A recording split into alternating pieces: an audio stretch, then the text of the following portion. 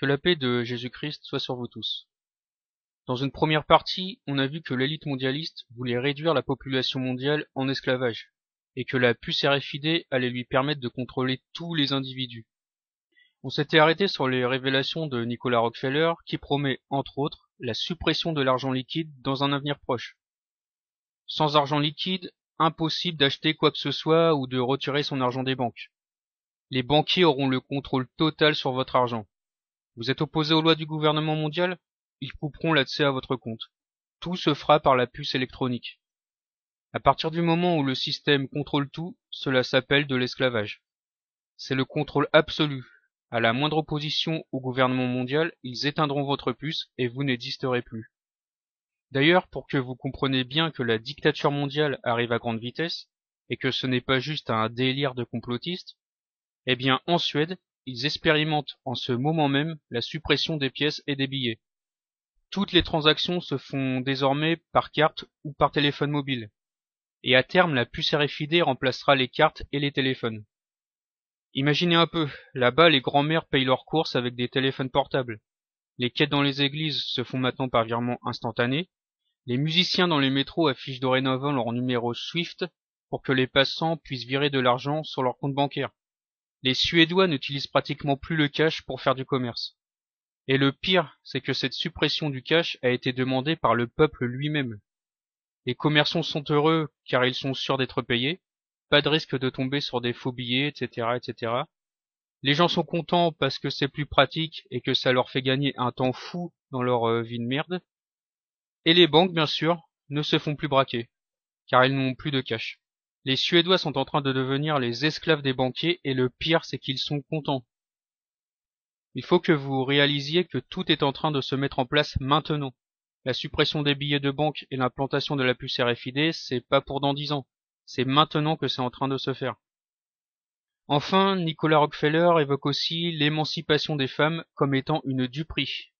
Ce mouvement n'aurait pour finalité rien d'autre que de doubler le nombre de contribuables et de demandeurs d'emploi, mais aussi de réduire l'influence familiale sur chaque enfant, qui finira, grâce à l'absence des parents, à s'attacher à l'État. En gros, grâce à cette soi-disant émancipation des femmes, c'est l'État qui éduque les enfants. Et lorsqu'on voit que des théories du genre commencent à être enseignées dans les écoles, ça fait vraiment peur. Aaron Russo, l'homme qui a rendu publiques les déclarations de Nicolas Rockefeller, est d'ailleurs mort quelque temps après dans des conditions douteuses. Il a sûrement été empoisonné à cause de toutes ces révélations. Jacques Attali, le fameux franc-maçon mondialiste et grand ami d'Emmanuel Macron, vante lui aussi les mérites de la puce RFID. Ce n'est d'ailleurs peut-être pas un hasard si Macron a mis un GIC, un pro de l'informatique, comme secrétaire d'État chargé du numérique. Il a sûrement comme projet de développer la puce RFID en France. D'ailleurs, l'implantation de cette puce a déjà commencé dans certains pays. C'est le cas de la Belgique, de la République tchèque, de l'Australie et des États-Unis, où de plus en plus de gens acceptent de se faire pucer. En Suède, tout récemment, 150 employés de l'entreprise Epicenter se sont fait implanter la puce RFID. Avec cette puce, ils peuvent par exemple ouvrir les portes des bâtiments, utiliser les imprimantes et payer leurs repas. En Argentine, les fans d'un club de football peuvent également s'implanter une puce sous la peau pour remplacer les tickets d'entrée au stade. Au Mexique, des puces RFID sont également utilisées pour localiser des magistrats et des membres de leur famille en raison du risque d'enlèvement par les narcotrafiquants. Donc là, c'est soi-disant pour leur sécurité. Bref, tous ces gens sont en fait des cobayes. Ils servent à tester la puce. Une fois que tout sera au point, elle pourra être implantée au plus grand nombre. Beaucoup de ces cobayes sont même heureux de porter cette puce. Pour eux, ça leur facilite la vie. Ils sont contents d'être des moutons obéissants. Et puis le côté cyborg qui permet de tout faire avec une seule main, c'est cool, c'est rigolo, et c'est surtout moderne. Se faire greffer une puce électronique sous la peau pour se faire embaucher pourrait bien devenir courant dans le monde du travail. En gros, si les gens veulent travailler, toucher un salaire et pouvoir manger, ils devront accepter cette puce. Ceux qui ne la voudront pas ne pourront tout simplement pas vivre. Ils ne pourront pas démarrer leur voiture, pas le droit de conduire aussi, car le permis sera intégré dans la puce, pas le droit d'aller chez le médecin, ils auront des problèmes lors des contrôles d'identité, pas le droit d'allumer sa télé, son ordinateur, car là aussi tous les mots de passe seront dedans, pas le droit d'allumer son téléphone portable, etc., etc.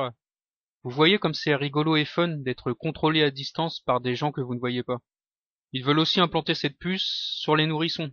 soi-disant pour toujours savoir où ils sont et ainsi éviter les kidnappings. Ben voyons. François Asselineau, lors de l'élection présidentielle, était le seul à avoir averti les Français sur les dangers de la puce RFID. Certains vont me dire ouais, tu soutiens encore Asselineau alors que c'est un escroc comme tous les autres et blablabla. Déjà, je n'appelle personne à voter pour qui que ce soit, puisque je ne crois pas au système électoral. Je l'ai déjà dit, la démocratie est une mascarade, qui donne l'illusion au peuple qu'il peut choisir sa destinée, alors qu'en fait il se fait juste manipuler par une élite mondialiste qui détient la majorité des partis politiques. Mais il faut bien reconnaître qu'Asselineau était le seul qui souhaitait réellement sortir de l'Union européenne, et il est aussi le seul à avoir parlé de cette puce RFID qui va réduire tous les peuples européens en esclavage. Je pense qu'il est vraiment un ennemi du système, mais qu'il n'est pas très dangereux, puisqu'au final il n'intéresse que très peu de monde. Ce n'est pas quelques centaines de milliers de personnes qui vont faire trembler le système. En laissant Asselineau participer aux élections, le système montre toute sa puissance, puisqu'au final il ne récolte même pas 1% des voix. L'élite au pouvoir contrôle tellement bien son troupeau de moutons qu'elle peut se permettre de laisser des gens comme Asselineau s'exprimer à la télé. Il y a aussi d'autres technologies ressemblant beaucoup à la puce RFID qui sont en train d'être développées par le système. Ils veulent par exemple créer des moyens pour relier le cerveau à des composants électroniques, pour soigner des maladies par exemple. Et à plus long terme, cette technologie servira bien sûr à augmenter les capacités du cerveau de l'être humain. Donc là, on est en plein dans la science-fiction qui devient réalité. C'est l'homme cyborg qui débarque du futur. Dernièrement, des chercheurs chinois ont réussi à modifier l'ADN d'un embryon humain. Alors officiellement, c'est toujours pour faire le bien, dans ce cas précis pour guérir une malformation, mais on sait tous qu'à terme, ça servira à créer un être humain parfait, l'esclave idéal pour le gouvernement mondial, capable de travailler 20 heures par jour sans se plaindre. Les industries pharmaceutiques ont même commencé à implanter des micropuces RFID dans les médicaments, sous couvert de créer une technologie de pilules intelligentes. Ce sont de véritables capteurs traçables à distance qui autorisent labos ou médecins d'entrer au domicile des patients pour surveiller la prise de leur traitement. Imaginez un peu, le système pourra surveiller tout ce que vous mangez et buvez, et s'assurer en même temps que vous prenez bien vos médicaments en vous faisant avaler une micropuce comestible qui transmet des informations à distance. Bah oui, dans un futur proche, pour réduire les dépenses de santé publique, il faudra des citoyens performants capables de guérir très vite. Là, on va tout droit vers Big Brother. On sait aussi que Google s'intéresse déjà à la lutte contre le vieillissement au travers du projet Calico. Ray Kurzweil, directeur de l'ingénierie de Google et figure du transhumanisme, prédit ainsi que l'immortalité serait accessible à l'être humain dès 2045. En gros, l'élite satanique cherche à devenir immortelle en transférant par exemple les souvenirs d'une personne dans un corps cybernétique. Imaginez un peu les conséquences. On pourrait voir des mecs comme Macron ou Hollande régner éternellement sur la France.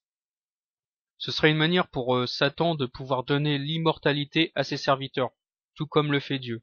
Heureusement, Jésus reviendra avant pour détruire l'empire de l'Antéchrist et jeter Satan dans l'abîme.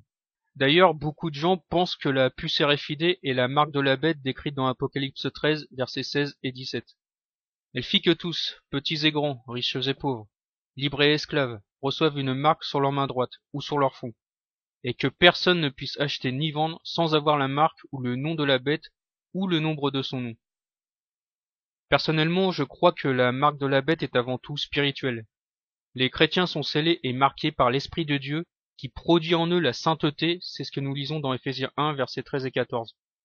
En lui, vous aussi, après avoir entendu la parole de la vérité, l'évangile de votre salut, en lui vous avez cru et vous avez été scellés du Saint-Esprit, qui avait été promis, lequel est un gage de notre héritage pour la rédemption de ce que Dieu s'est acquis, à la louange de sa gloire. Ceux qui croient en Jésus-Christ reçoivent donc, spirituellement, sur leurs mains et sur leur front, la marque de Dieu. A contrario, ceux qui ont la marque de la bête sont tous ceux qui aiment ce système satanique et qui acceptent consciemment ou inconsciemment d'avoir Satan comme Dieu. C'est ce que nous lisons dans 1 Timothée 4, versets 1 et 2.